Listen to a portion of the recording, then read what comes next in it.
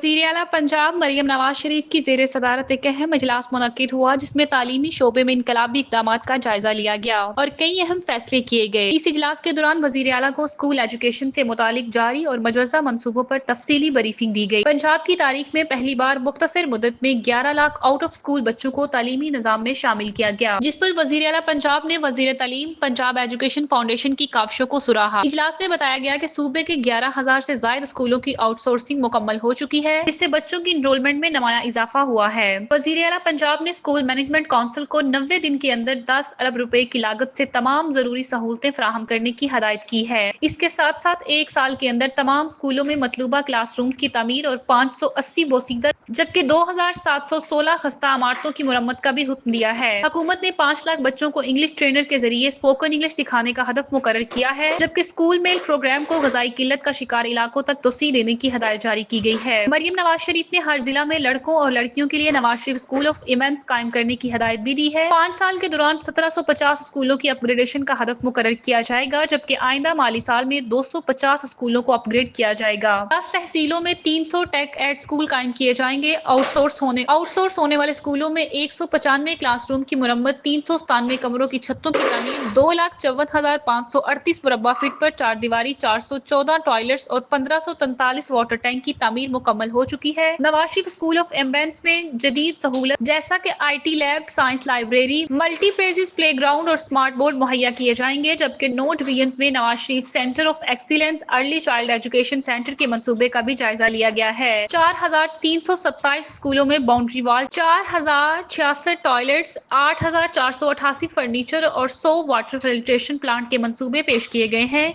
पंजाब के स्कूलों में SMC मॉडल के तहत स्टीम लैब्स कायम की जाएंगी।